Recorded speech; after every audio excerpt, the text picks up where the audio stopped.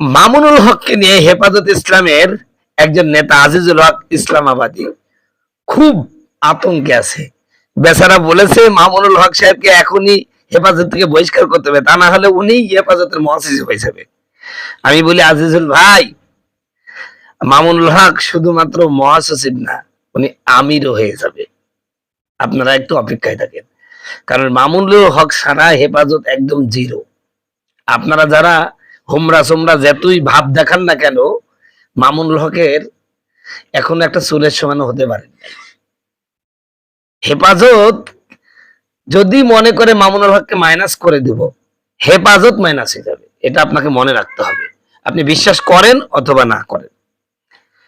ভাইরা আমার, সোশ্যাল মিডিয়ায় বেশ কিছুদিন আলোচ্য বিষয় ছিল আমিরে মজলিসকে জামাত সংশ্লিষ্টতার অভিযোগে হেফাজত থেকে বহিষ্কার করার। যদিও আমিরে মজলিসের সাথে চলমান জামাতের সাথে যে সম্পর্ক, সেটা নিছক রাজনৈতিক সম্পর্ক। কোন মুনাফিকের আশ্রয় না নিয়ে তিনি সরাসরি জামাত সহ 10 দলের সাথে রাজনৈতিক ঐক্য করেছেন, এজন্য তাকে ধন্যবাদ জানাই। একজন রাজনীতিবিদ হিসেবে তার কর্মীদের কাছে নেতার রাজনীতি স্পষ্ট থাকবে, এটাই তার থেকে জনগণ আশা করে।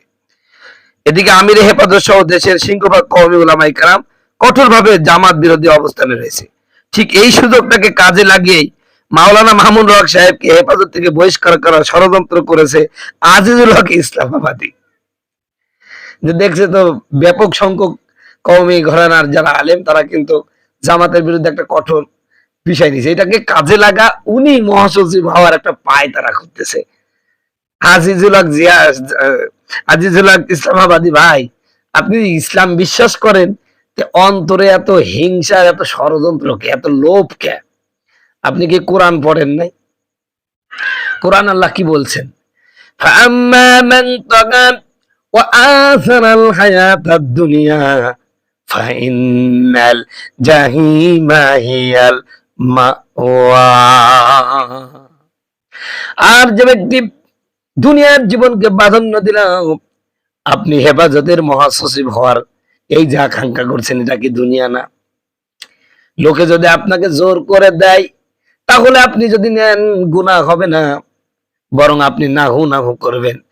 অথচ যেখানে পদ না নেওয়ার কথা, আপনারা হাদিসে পড়ান যে পদ নেওয়ার আশা করা যাবে না, না নেওয়ার আশা করতে হবে। আর আপনি ওই পদটা নেওয়ার জন্য মামুনুল হকের পিছনে লাগিয়েছেন। পদ নেওয়ার জন্য মামুনুল হকের পিছনে লাগছে। এই দুনিয়ার জীবনটাকে প্রাধান্য দিচ্ছেন, মরার পরে জাহান্নামে যাবেন, এই চিন্তা কি নাই? কোরআন পড়ছেন, কোন সময় কোরআনটা নিজের উপরে কি প্রয়োগ করেছেন? কোরআনটা নিজের উপর প্রয়োগ করেন, মেলা কিছু শিখতে পারবেন। আল্লাহ রাব্বুল আলামিনের পরে বলছেন, ওয়া আম্মা মান খাফা মাকামা রাব্বিহি ওয়া নাহান নাফসা আনিল হাওয়া ফাইন্নাল জান্নাতা হিয়াল মাওয়া।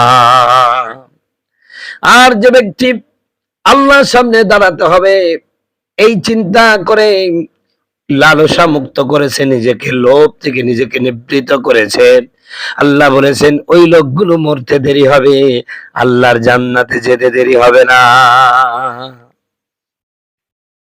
প্রিয় ভাইরা আমার, এটা আল্লাহর কোরআনের আয়াত। এই আয়াত আল্লাহ রাব্বুল আলামিন পৃথিবীর মানব জাতিকে বলতেছেন, দুনিয়ার জীবনকে প্রাধান্য দিও না। আল্লাহ পাক অন্য আয়াতে বলছেন, ওমা হায়াতুদ দুনিয়া ইল্লা লাহবু ওয়া লাইব ওয়া ইন্নাদ দারাল আখিরাতা লাহিয়াল হায়ান। আল্লাহ বলছেন এই দুনিয়ার জীবনটা একটা খেল তামাশা মাত্র, আর পরকালের জীবনটাই হলো প্রকৃত জীবন। আচ্ছা, এতগুলো আয়াত এই হুজুরগুলো পড়ে, কিন্তু হেফাজতের মহাসচিব, যুগ্ম মহাসচিব, আমির হওয়ার জন্য পরস্পরের মধ্যে যে প্রতিযোগিতা, এগুলো কি দিনই কারণে প্রতিযোগিতা নাকি দুনিয়াবি কারণে? আমরা ভাই কিছুটা হলো তো বুঝতে শিখেছি। ওই মাওলানা আজিজুল হক ইসলামাবাদে আপনি যে কিতাব পড়েছেন, আমরা তো সেই কিতাবই পড়েছি। আপনি যে কোরআন পড়েছেন, আমরা তো সেই কোরআনই পড়েছি। আপনি যতটুকু কোরআন হাদিস বুঝেন, আমরা তো সেটাই বুঝি। তা আমরা বুঝি যে এইরকম পদের জন্য ষড়যন্ত্র করা যাবে না এবং ষড়যন্ত্রের পদ নেওয়া হারাম। এরপরও আপনারা সেই কাজগুলো কেন করতেছেন? মাওলানা মামুনুল হক কোনো অনুষ্ঠান করলে সেই অনুষ্ঠানে আপনাদের দাওয়াত না দিলে আপনারা তেলে বেগুনে জ্বলে যাচ্ছে। আপনারা তো কত অনুষ্ঠান করেন, সেখানে আপনারা তাকে দাওয়াত দেন না, সে তো কোনোদিন এরকম তেলে বেগুনে জ্বললো না।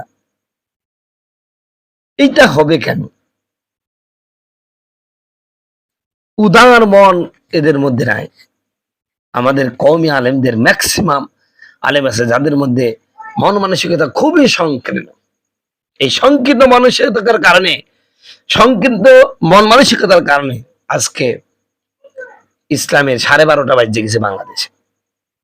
এত দল, একটা পদের জন্য এই ষড়যন্ত্র হবে কেন? আপনি বলতে পারেন না আমরা তো এমন করে নেন, আমার ওর লোভ নাই, দিনের খেদমত। মিয়া, তোমরা কি দিনের খেদমত করছো আমরা তো জানি। হেফাজতে কতগুলো মানুষ দুনিয়া থেকে বিদায় হয়ে গেল, রিফ্রেশমেন্টের জন্য আপনারা হোটেলে চলে যান। এই তো আপনারা আলেম। কারে ভালো কই, কারে ভালো কই? সবাই এক ঘাটের মাঝি, সবাই এক ঘাটের মাঝি। কোরআন বলল লোভ থেকে নিজেকে নিবৃত রাখো। লোভ হলো সম্পূর্ণ হারাম, আর সেই লোভই আমাদেরকে পেয়ে বসেছে। এত লোভ আসে কোন জায়গায় থেকে? তো যাই হোক, এই যে হেফাজতে আমিরের মানে আমির সহ হেফাজতে অন্যান্য নেতা কর্মীরা যেহেতু জামাত বিরোধী, আর মামুনুল হক এই জামাতের সাথে আছে এবং কয়েকদিন আগে ঘোষণা দিয়েছেন যে আমি কোনোভাবেই জোট ত্যাগ করছি না। জোট ত্যাগ করবে কেন? মামুনুল হক নতুন একটি দল গঠন করছে, যেখানে একটা সিট তো দূরে থাক, কোন সিটে 10,000 5,000 ভোট পাওয়া মানে অসম্ভব। সেইখানে প্রথমে এসেই বাজিমাত করেছে, 5টা সিট পেয়েছে, 5টা আসন, এবং 3 আসনটাও তিনি পেয়েছিলেন, কিন্তু জোর করে সমঝোতার মাধ্যমে হারিয়ে দিয়েছেন জামাতের আমির, যেহেতু বেচারা ফেল করেছিল জামাতের আমির।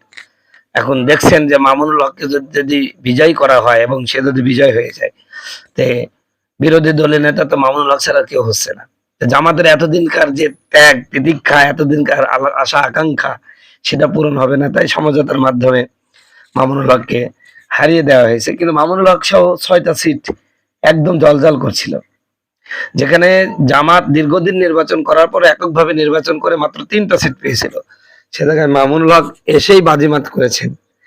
তো এত সুন্দর একটা ফলাফল যাদের মাধ্যমে, যাদের সাথে থেকে করলেন, কি দরকার তাদেরকে ছেড়ে চলে যাওয়া? এটা তো উচিত নয়।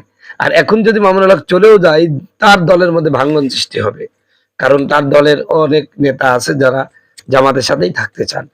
আর থাকলে একটা লাভও আছে, যেমন আমাদের হাসানুল্লাহ ইনু, জাসদেরও কোনো ছিল, কিন্তু যখন তিনি আওয়ামী লীগের সাথে থাকলেন, মন্ত্রী হলেন, তখন তার দলটা একটা খুব ভালো দাপট তৈরি হয়েছিল। ঠিক, আমি মনে করি নতুন দল হিসাবে এরকম জোটের সাথে থেকে আগে ভালো একটা শিকড় গজানোর দরকার, তারপরে একা একা নির্বাচন করবে।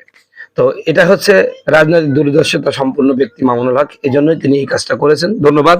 তো সে সাথে বলবো আসিজুল হক ইসলামাবাদী ভাই, আপনি হেফাজতের মহাসচিব যদি আপনাকে এলাকার লোক বানায়, ভালো, ষড়যন্ত্র করেন না। মামুনুল হককে যদি সবাই বানায়, তা আপনার সমস্যা কি? আপনি তারা আলহামদুলিল্লাহ বলবেন, কিন্তু আপনারা ষড়যন্ত্র যখন করেন খুব দুঃখ লাগে, কষ্ট লাগে। আলেম হয়ে এই সমস্ত কামগুলো করেন,